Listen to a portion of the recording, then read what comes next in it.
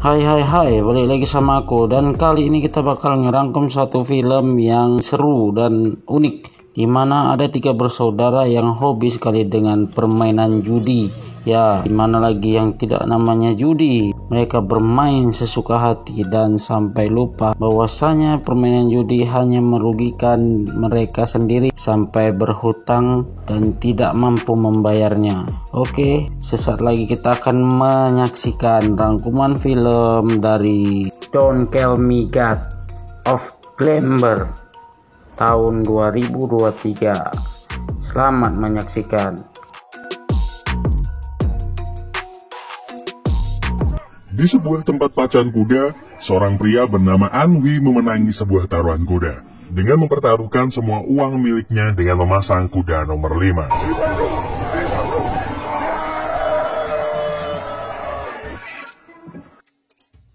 Anwi lalu pergi ke sebuah kasino untuk bermain judi. Dengan beberapa kali permainan, dia sanggup memenangkan judi poker itu hingga 70.000 dolar Hongkong. Seorang pria pemilik kasino yang bernama Bos Rui melihat permainan Anwi dari kejauhan. Di sana Anwi bersama kedua orang temannya bernama Paman Hua dan Fedok. Paman Hua memperingatkan Anwi untuk berhenti bermain karena uangnya cukup untuk melunasi hutang kepada rentenir. Anwi yang merasa sedang hoki tidak senang dengan saran Hua dan terus melanjutkan permainan itu. Saat Anwi mempunyai kartu yang bagus, dia mempertaruhkan semua uang miliknya. Tetapi ternyata lawannya mempunyai kartu yang lebih bagus, yaitu Four of a Kind. Melihat kenyataan itu, Anwi marah lalu pergi meninggalkan tempat itu dengan kekalahan.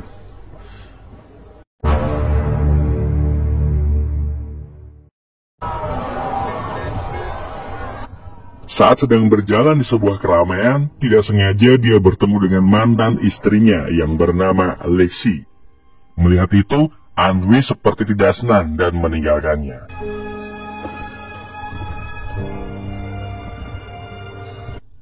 Keesokan harinya, Anwi seperti menunggu seseorang di tempat potong rambut miliknya itu. Fedok menanyakan apakah dia khawatir Tart datang menagih utang miliknya. Dia mengatakan untuk tidak khawatir karena Paman Hua telah menyisihkan 10.000 dolar dari judi semalam untuk membayar bunga hutang mereka. Seorang pelanggan datang, dia bernama Pak Chong, seorang guru dan juga teman lama satu sekolahan Anwi, berniat untuk potong rambut di sana. Alih-alih memotong rambutnya, Anwi malah memberikannya rambut palsu, agar dia terlihat keren dan berhasil memikat wanita kesukaannya. Tak berselang lama, Lexi datang ke sana untuk menemui Anwi. Anwi tidak senang dengan kehadirannya, dan menyuruh Lee untuk pergi dari sana.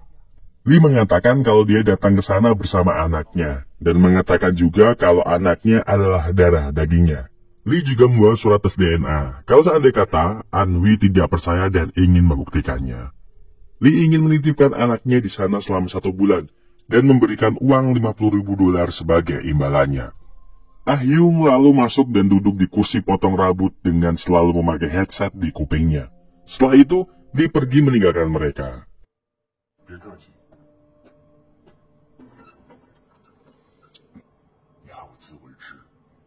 Anwi lalu memerintahkan Hua untuk memotong rambut Yeung. Tetapi saat akan memotongnya, Yeung mengamuk karena pesan ibunya Anwi yang akan memotong rambutnya. Dia hanya mengingat pesan terakhir ibunya yang membuatnya berlari ke sana kemari, hingga barang-barang yang ada di sana jatuh berantakan. Chong yang melihat itu mengatakan kalau dia juga mempunyai murid yang seperti itu. Di dalam bis, Lee mengenang masa lalunya bersama Anwi yang lalu menyebabkan dia pergi meninggalkannya.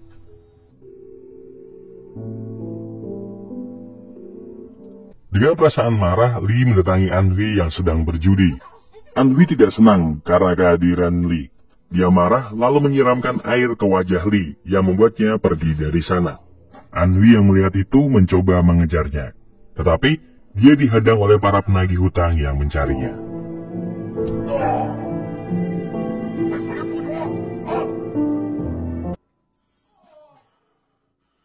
Beberapa waktu kemudian, Chong datang bersama seorang wanita bernama Angelina atau Nonama. Dia adalah seorang pekerja di dinas sosial. Setelah melihat keadaan Yeung, Nona Ma lalu mengatakan kalau Yeung mengidap autisme. Tetapi autisme yang tidak parah dan masih bisa berperilaku layaknya orang normal lainnya. Dia juga mengatakan kalau di handphone miliknya telah terpasang catatan dan juga alarm untuk mengingatkan aktivitas dia sehari-harinya. Fred yang membaca tanda pengenal milik Yeung mengatakan kalau dia pembawa keberuntungan karena lahir di siu kelinci dengan bintang Aries. Lalu, Nona Ma mengatakan kalau seandainya kata mereka tidak sanggup untuk merawat Yeung, dia akan menghubungi dinas sosial untuk membawanya ke tempat penampungan. Mendengar itu, Anhui mencoba untuk berperilaku baik, karena Yeung sumber mata uangnya. Anhui lalu membawa Yeung ke rumahnya yang berantakan tidak terurus. Anhui lalu memberikan seplastik mie instan untuk dimakannya dan menyuruhnya untuk memasak sendiri. Dia juga mengatakan kalau bukan karena uang dari ibunya, dia akan mengusir dia dari sana. Anhui ditemani Hua dan Fat pergi menuju kasino untuk bermain judi, karena telah mendapatkan modal dari Lee. Malam itu di sana, mereka banyak mencoba permainan judi. Dan beruntungnya, apapun judi yang mereka mainkan di sana, mereka selalu menang.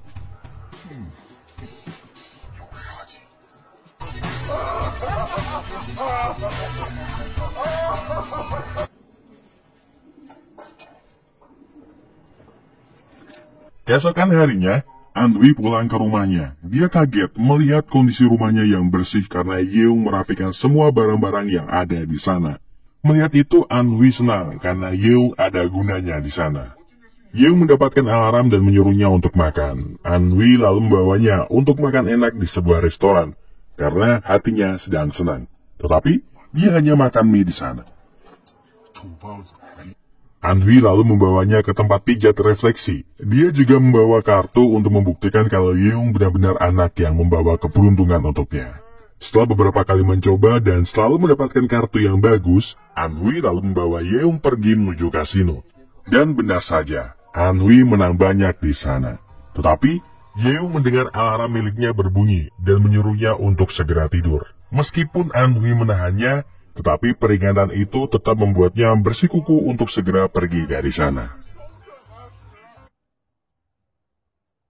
Saat Anhui tertidur, dia dibangunkan oleh Tart dan membawa Taiziji, seorang rentenir yang menagih hutang miliknya. Taiji menagih hutang miliknya sejumlah $85.000, karena dia tahu kalau Anhui menang banyak karena judi. Anhui lalu membayar semua hutang-hutang miliknya itu. Setelah mereka pergi, Anhui membangunkan Yeung untuk mengajaknya untuk bermain judi. Tetapi Yeung tetap tidur. Anhui memutuskan untuk bermain judi di sana sendiri. Dan itu membuatnya mengalami kekalahan yang banyak di sana. Dan dilihat oleh Taiji.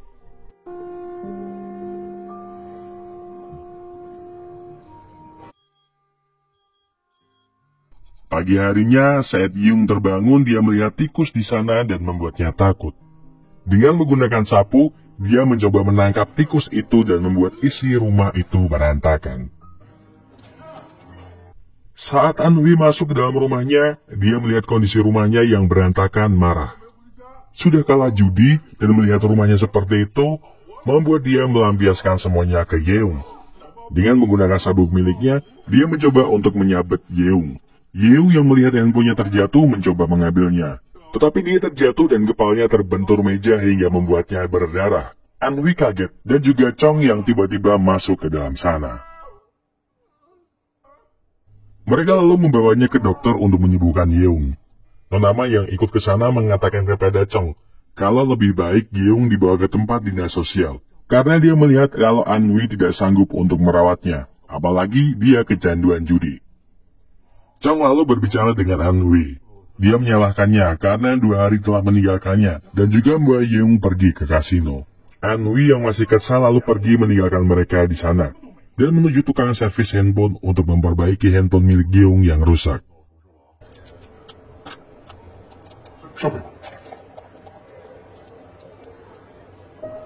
Flashback mereka diceritakan tentang bagaimana mereka bertemu untuk pertama kali. Lee bekerja sebagai pekerja sosial dan mendengar perintah dari bosnya untuk bertemu dengan Anhui. Karena di tempat Anhui menampung anak-anak yang bermasalah untuk bekerja menjalani kehidupan baru mereka di sana. Li juga membawa seorang anak bernama Anhui yang tiba-tiba mencuri dompet di sana dan ditangkap oleh orang-orang di sana. Li marah, tetapi Anhui menahannya karena anak-anak seperti mereka harus ditangani secara sabar. Beberapa waktu kemudian, Anhui melihat Li yang sedang diancam oleh seseorang. Ternyata Anhui tertangkap tangan menjual narkoba dari orang itu. Anhui lalu mendekati Guanto dan mengatakan untuk melepaskan saja mereka kalau tidak ingin polisi datang ke tempat ini. Mereka lalu pergi dari sana. Dan beberapa hari kemudian, Anhui juga ikut berolahraga dengan mereka semua. Saat mereka berlari, Anhui mengungkapkan perasaannya kepada Li dan mengajaknya untuk menikah dengannya. Dan permintaan itu disetujui Li. Sesampainya di rumah, Anhui meminta maaf karena perbuatannya, dan meminta Yeung membalas perbuatannya, tetapi jangan melukai wajahnya. Dengan menggunakan botol, Yeung memukul kepalanya hingga berdarah dan pingsan. Setelah mengobati luka di kepalanya, mereka lalu pulang dengan menaiki sebuah bis. Anhui penasaran dengan musik yang selalu dia dengarkan menggunakan headset. Saat Anhui ikut mendengarkannya, ternyata itu adalah suara rekaman dari Li, yang membuat Anhui tersentuh hatinya.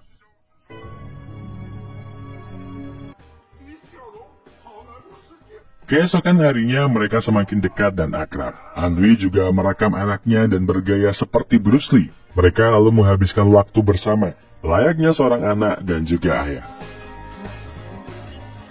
Saat mereka makan mie bersama di sebuah kedai, Anhui menanyakan kepada Yeung di mana keberadaan ayahnya. Yeung mengatakan kalau dia telah berkali-kali menanyakan itu kepada ibunya, tetapi dia hanya mendapatkan kemarahan dari ibunya. Sampai dia tidak mau untuk menanyai hal itu lagi.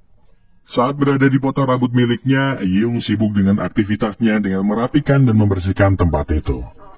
Saat mereka sedang bersenang-senang, Taiji masuk bersama dengan anak buahnya dengan maksud menagih hutang. Hua kaget karena Anhui belum melunasi hutangnya. Tetapi dia mengatakan telah melunasinya dan meminjam lagi saat bermain judi sejumlah $50.000. Mereka lalu mendapati $2.000 sebagai bunga hutangnya. Tiba-tiba dari belakang, Yeung memukul kepala Taiji dengan menggunakan kaca. Melihat itu, Anhui menyuruh Yeung untuk lari dari sana. Yeung, Anhui, dan juga Chong berlari meninggalkan mereka dan sampailah mereka di sebuah perbukitan.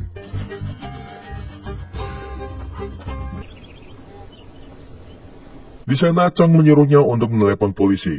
Tetapi dia tidak mau dan memilih untuk menyelesaikan masalah itu sendiri. Dan meminta Chong untuk menjaga Yeung. Sesampainya di tempat potong rambut miliknya, dia memohon ampun kepada Taiji untuk mengampuni anaknya. Tiba-tiba dari belakang, ternyata Yeung dan juga Chong berhasil ditangkap oleh anak buah Taiji. Anhui meminta pengampunannya dan menyuruhnya untuk memukulnya hingga mati.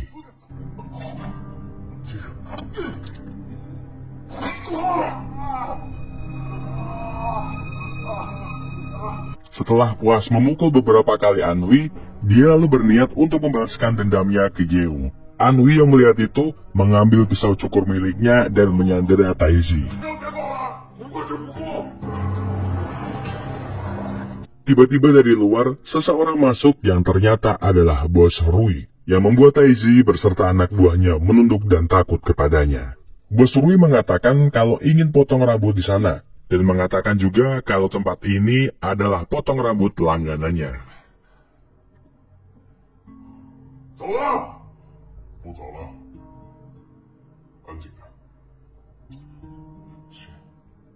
Saat akan merapikan rambutnya, Bos Rui mengatakan untuk memanggilnya Anhui, yang ternyata dia adalah anak yang dulu ditampung oleh Anhui.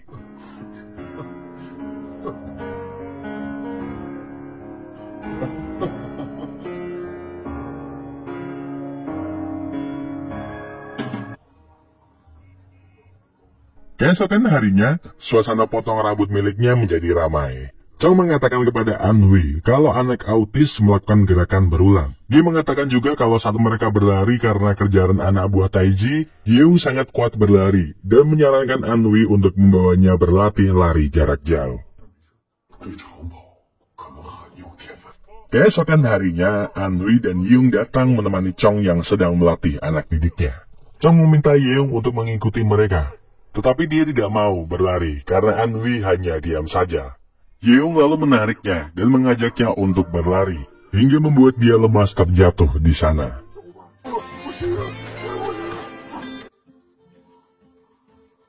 Beberapa waktu kemudian, mereka sering berlari dan menghabiskan waktu bersama. Mereka juga sering berfoto dan saling berbagi waktu bersama.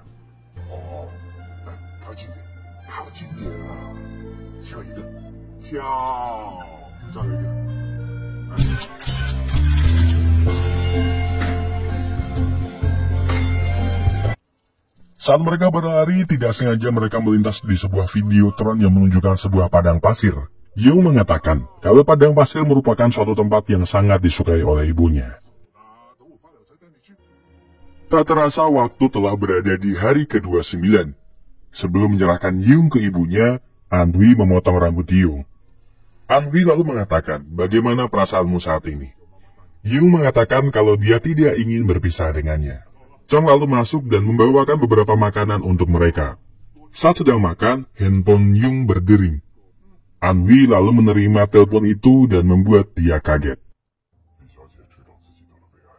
Mereka lalu berada di sebuah ruangan rumah sakit dan menemukan fakta kalau ternyata Lee menderita penyakit kanker perut dan hidupnya tidak lama lagi. Yeung lalu tidur di samping ibunya dan meminta dia untuk bangun. Tak berselang lama dia pun terbangun. Setelah mengucapkan beberapa kata kepada Yeung, dia tersenyum bahagia melihat Anhui dan juga Rui yang berada di sana. Lalu, dia pun mati meninggalkan mereka.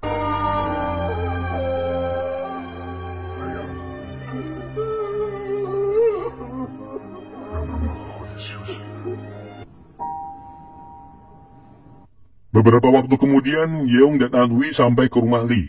Di sana Anhui seperti bisa melihat masa lalu tentang bagaimana Lee dan Yeung tumbuh dan bagaimana cara dia merawat Yeung.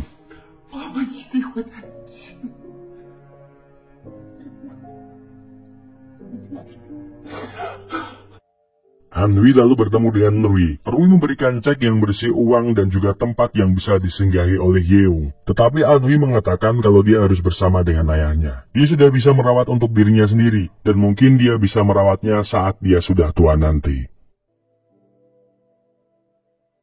Yeung masih merasa sedih dengan kehilangan ibunya. Dia seperti malas untuk melakukan aktivitas apapun. Sementara Anhui seperti mempunyai tekad untuk berlari setelah melihat videotron padang pasir. Dia terus melatih dirinya sendiri, pagi, siang, malam untuk selalu berlatih lari.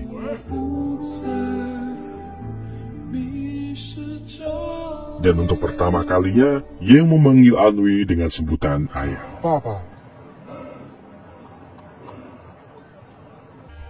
Sampailah waktu di mana perlombaan maraton dilaksanakan. Anhui dan juga Yeung mengikuti perlombaan tersebut dan juga Chong berserta Nonama.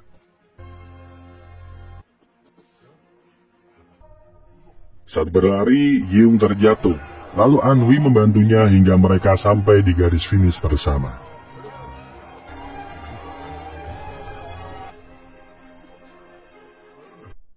Beberapa waktu kemudian, Anhui dan juga Yeung berlari di sebuah padang pasir. Mereka berjalan dan seperti mencari sebuah tempat. Ternyata lokasi itu adalah lokasi tempat di mana Lee ingin ke sana. Anhui lalu mengeluarkan abu milik Lee. Bersama Yeung mereka menaburkan abu itu. Dan film pun berakhir.